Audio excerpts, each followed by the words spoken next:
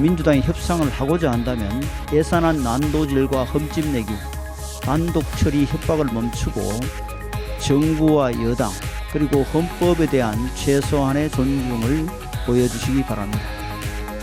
국회 예산심의 동의권을 무시하는 무성의한 태도로 합의가 되지 않으면 20일 본회의에서 통과될 예산안은 민주당의 수정안일 수밖에 없습니다. 민생 행복을 위해서 재간과 행복, 민생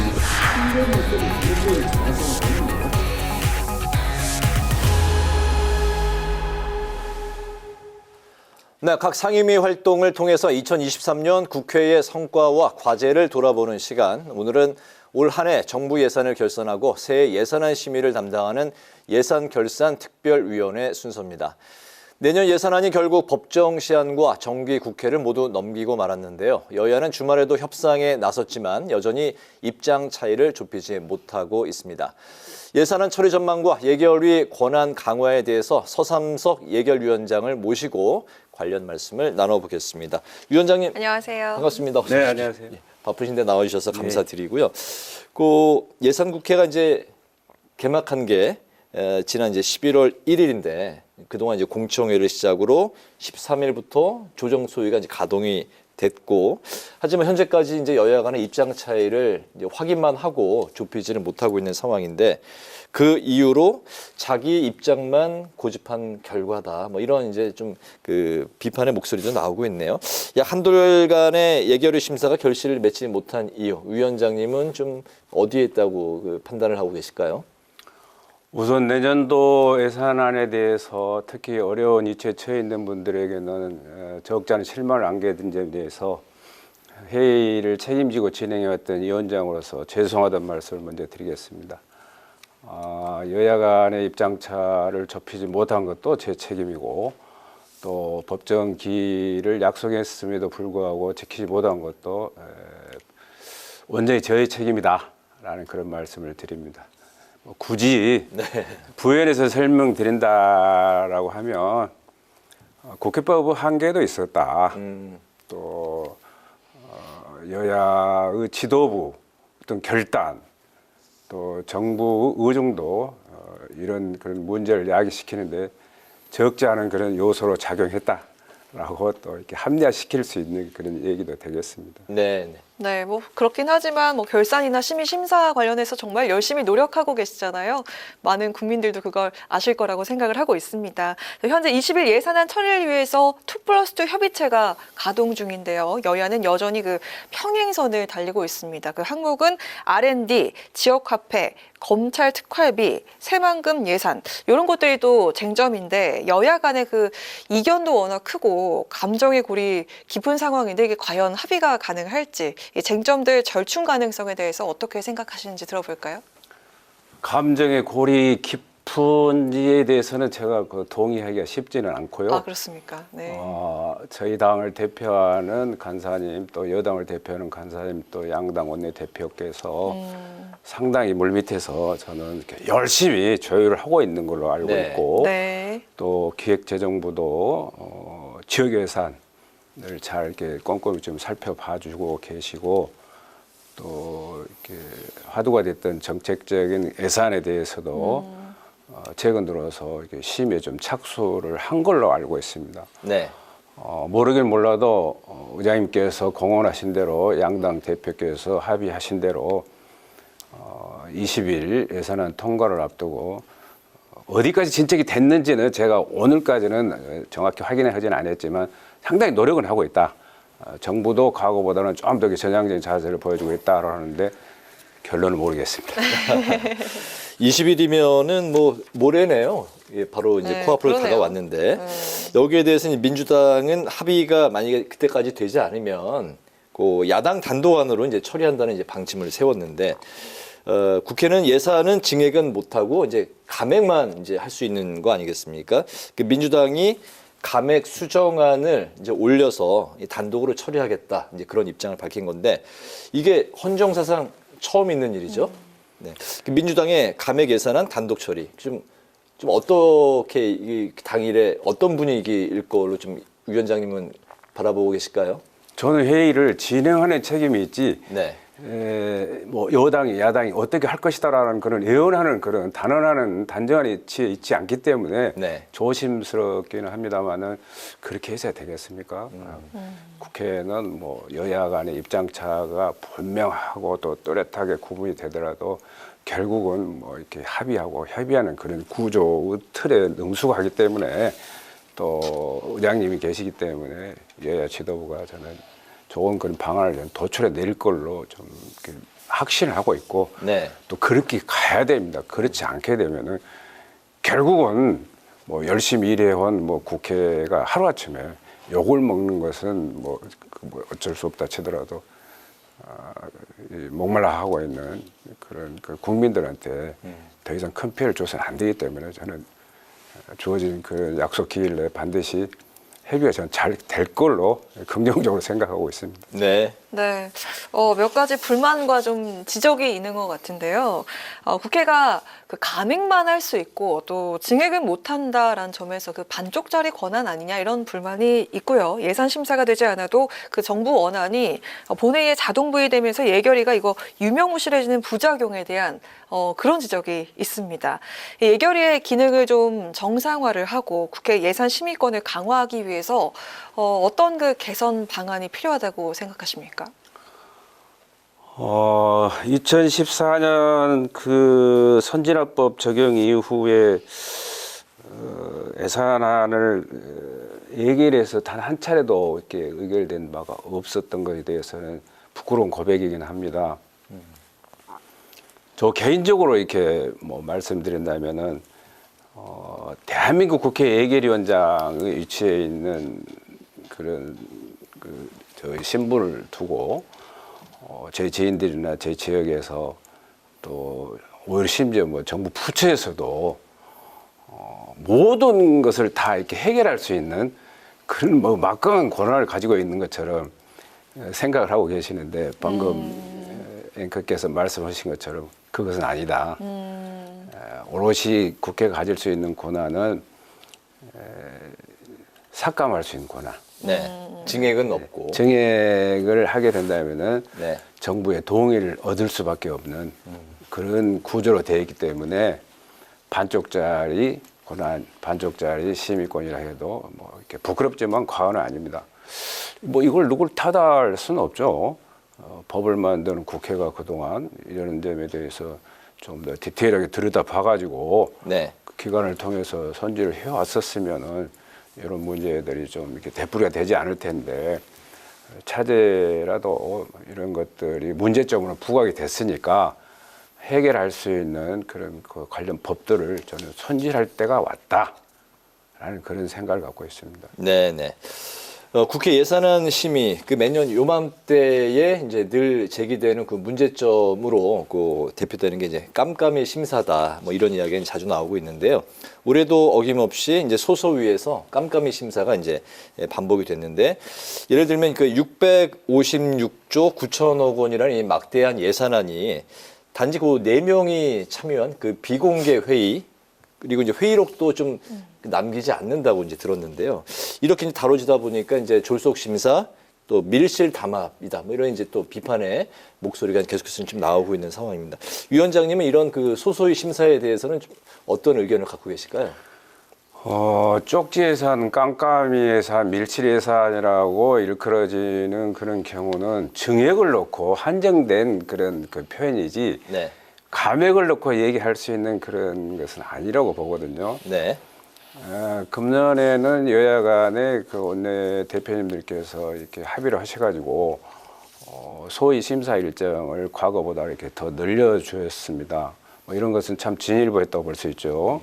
그리고 9일 동안의 감액과 증액을 뭐 이렇게 어느 정도 일정 부분 나눠서 할 수 있게끔 이렇게 여지를 부여해 주었는데 실은 뭐 운영 과정에서 그런 것들이 여의치는 않았습니다. 네. 솔직히 말씀드리면 깜깜이 쪽지 밀실 예산으로 오해받을 만한 일을 할 수 있는 그런 증액하는 시간이 없었습니다. 네. 부끄러운 고백입니다. 그런 점에 있어서는 좀 클리어하다. 다만 감액이 됐든 증액이 됐든 소정의 기일 내에 다 이렇게 마치지 못한 부분은 뭐라 해도 이렇게 변명에 불과하겠죠. 이런 것은 좀 앞으로 크게 개선돼야 할 그런 이렇게 문제점이라고 생각을 하고 있습니다. 네. 네. 그리고 그 내년에 사상 최대인 60조 원의 세수 펑크가 예상이 되면서 정부가 긴축 기조를 유지를 하고 있는데 강조를 하고 있습니다. 하지만 그 총선을 앞두고 있는 정치권은요, 여야 모두 그 선거용 예산 그리고 지역 예산을 챙기느라 서민과 약자를 위한 예산이 뒷전이다 하는 그런 목소리가 또 있는 걸로 알고 있는데요.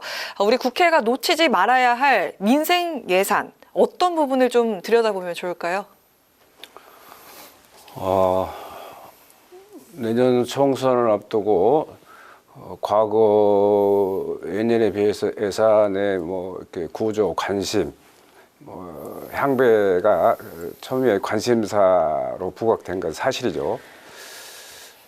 그렇다고 해서 일각에서 보는 것처럼 여당이나 야당이 혹여 오해를 받을 만한 그런 선심성 예산을 남발했지 않냐 하는 경우는 저는 결코 없었다. 네. 그런 말씀을 드릴 수 있겠고, 민생 하는데 민생 예산이라는 게 뭡니까? 백성을 살리는 그런 예산이 저는 민생 예산이라고 생각하는데 5천만 우리 국민이 다 이렇게 백성이고 민생과 관련되겠지만 보편적으로 약자들 또 어려운 위치에 있는 분들 지금 당장 수혈이 시급한 분들한테 가야 할 그런 예산들이 많이 있습니다. 네. 그 중에서도 서민들 소수를 위한 그런 예산을 차치하고라도 금년 예산의 심사 과정에서 회자됐던 R&D 예산이랄지 그다음에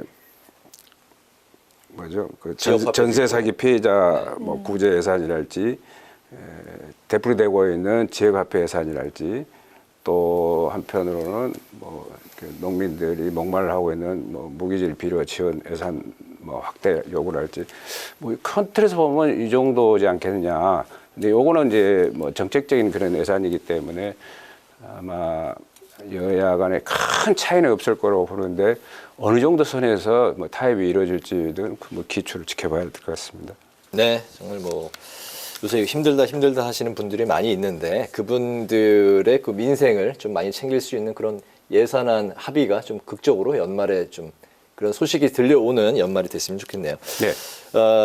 해마다 이제 그 예산 전쟁이다 이런 말들이 이제 나오고 있는데 올해가 좀 특히 더 심하다 이런 얘기가 나오고 있습니다. 작년에도 그 12월 24일에 크리스마스 이브에 예산안이 처리가 되면서 역대 최장 기간 그런 이제 기록을 세웠었는데 작년처럼 정말 극적인 타결이 크리스마스 선물로 이루어질지 아니면 20일에 처리가 될지 아니면 28일로 이제 넘어가지 않습니까? 쌍특검과 맞물려서 정말 그 준 예산 이런 또 사태까지 갈지 위원장님은 좀 어떻게 좀 관련해서 말씀을 하실까요? 사회자분께서 상당히 저보다 먼저 나가시는 것 같은데 오히려 사회자 말씀이 제가 더 두렵습니다. 저는 그 예결위원장직을 수락하면서 네.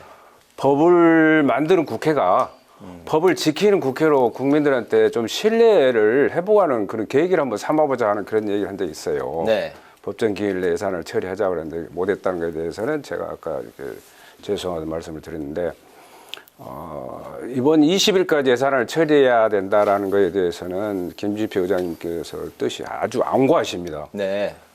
저한테도 개인적으로 부르셔가지고 의장님의 그 뜻을 확인할 수 있는 그런 기회가 있었었고 또 양당에서도 더 이상 미뤄서는 안 된다는 그런 것들이 어느 정도로 물밑에서 이렇게 교감을 이루고 있기 때문에 저는 불과 이틀 앞으로 다가왔지만 20일 안 처리가 가능하지 않겠냐 그런 생각을 갖고 있습니다. 또 그렇게 처리될 것으로 믿고 그렇게 안 되면 큰 걱정입니다. 네, 우리가 그 예산 예결위 관련 이야기를 좀 했는데 그 예결위원장으로서 그동안 좀 소회를 좀 들어볼 수 있을까요?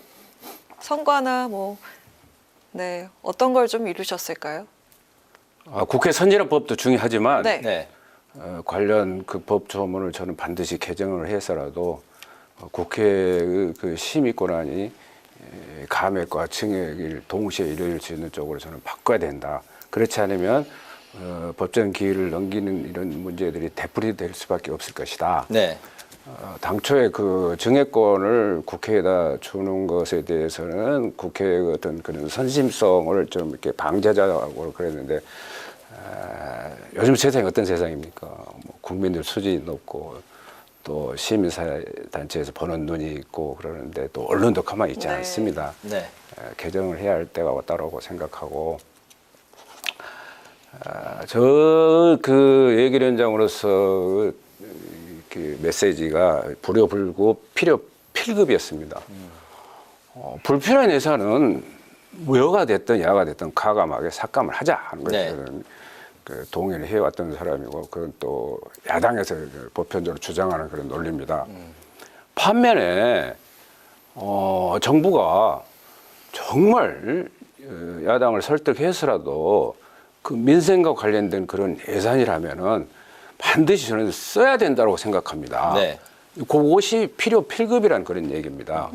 그래서 불효 불급과 필요 필급의 그 양자의 그 조화를 잘 이뤄낸다라면은 정말 우리 여야가 또 여의도에 있는 대한민국 국회가 또 국회의원들이 또 예산안에 그 참여했던 그런 예결위원들이 높이 평가를 받을 것이다라고 네. 그런 생각을 갖고 있고 그렇게 되려면은 방금 말씀드렸던 것처럼 이제는 관련 법들을 손질할 시점이 왔다. 그런 말씀을 드리고 싶습니다. 네. 네. 자, 마지막 질문에 대한 답변 좀 아주 길게 나올 것 같다는 생각도 드는데 이슈가 하나 있습니다. 그 전남에서 무안에서 도의원 군수를 거쳐서 20대, 21대 국회의원으로서 의정활동하고 계신데요. 저희 내년 총선에서 그 영암, 무안, 신안지역구가 각기 다른 지역구로 편입이 되면서 사라질 위기에 처했다고 들었습니다. 근데 이 선거구 획정위원회는 인구수 기준에 따라서 나눴다 이렇게 설명을 하고 있거든요. 이 선거구 획정안에 대한 입장 그리고 내년 이 총선 계획 어떻게 되실지 저희 정말 궁금합니다. 네. 뭐 그런 기회를 주셔서 감사하고요. 네. 선관위 선거획정위원회 안은 4년 전에도 똑같았었습니다. 그렇습니까? 그리고 또 이렇게 대한민국 국회라는 그런 기능은 없는 것도 만들어내고 또 이렇게 죽는 것도 살려내는 그런 그 훌륭한 그런 기능이 있기 때문에 네. 4년 전에 똑같이 지역구가 공중분해되는 그런 수모를 겪긴 겪었습니다만은 농어촌 지역에 대한 배려 없는 핵이라기 때문에 저는 여야 간에 다시 또 논의를 해서 또 뭐 이렇게 이런 문제들 좀 해소되지 않겠냐는 그런 확신을 갖고 있고, 네. 제가 속해 있는 우리 그 지역 국민들한테는 참 부끄러운 일이죠. 죄송하다는 말씀을 드리고, 뭐 또 저 혼자만의 문제로 생긴 것도 아니고, 국회가 좀 더 이렇게 사전에 디테일하게 좀 이렇게 대응을 했었더라면 굳이 선관위가 이런 획정안을 4년 전과 똑같이 냈겠느냐 하는 그런 생각이 네. 있습니다. 알겠습니다. 오늘 예결위원장님이시고 상임위원장님을 참 저희 방송에서 좀처럼 모시기가 좀 쉽지만은 않습니다. 굉장히 좀 바쁘시고 또 이제 맞아요. 모레 20일 이제 큰 이제 그 고비를 또 맞고 계신 그 상황에서 나와주셔서 대단히 감사드리는데요.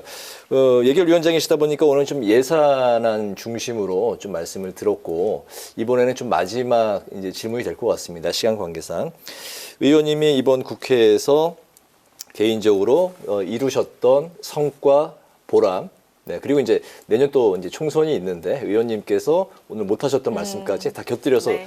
마지막 질문으로 들어보겠습니다. 총선에 관한 문제는 민감한 문제이기 때문에 저한테 길을 주셨지만 네. 심판을 받기 위해서 최선의 노력을 다 해야겠다는 그런 저희 각오로 가름하고 저는 국회에 온 목적이 분명합니다. 소수 서민 약자를 대변하기 위해서 왔다라고 제가 2018년도 네. 보궐선거에 왔을 때 본회의장에서 제가 그 첫 일성으로 드렸던 인사입니다. 앞으로도 저는 그런 것들을 위해서 노력을 좀 할 그런 생각을 갖고 있고 가장 그 안타까운 것은 세상이 뭐 이렇게 화살처럼 쏜살처럼 이렇게 급변하고 있음에도 불구하고 가장 뒤처져 있는 산업이 저는 농업이라고 생각합니다. 농업, 농촌, 농민들에 대해서 많은 그런 노력을 기울였음에도 불구하고 예산이나 정책, 법적인 측면에서 크게 체감할 만한 정도로 갈목할 만한 그런 성과를 내지 못한 부분에 있어서는 스스로 이렇게 자책도 해보고 죄송하다고 말씀도 드립니다만은 그래도 대한민국 여러 산업 중에서 가장 지속 가능한 산업은 저는 농업이다라는 그런 확신을 갖고 있기 때문에 차제에 저도 당연히 노력을 해야 되겠지만 대한민국 국회도 이렇게 눈에 보이는 것만 갖고 논할 게 아니라 5,000년의 역사를 갖고 있는 가장 오래된 농업의 역사를 이제는 한번 5,000년을 뒤돌아서서 돌아보는 그런 심정으로 한번 이렇게 살펴봐줬으면 좋겠다. 또 그렇게 되도록 저한테 일할 수 있는 기회가 온다면 노력을 하겠다라는 그런 말씀을 드릴 수 있겠습니다. 네, 농업이 국가의 근간이다. 국민들이 잘 먹기 위해서는 우리나라의 농업이 또 발전을 꼭 이루어야 된다. 그게 정치인의 할 일이다. 그렇게 이제 그 의원님의 정치 철학을 마지막으로 정리를 해보겠습니다.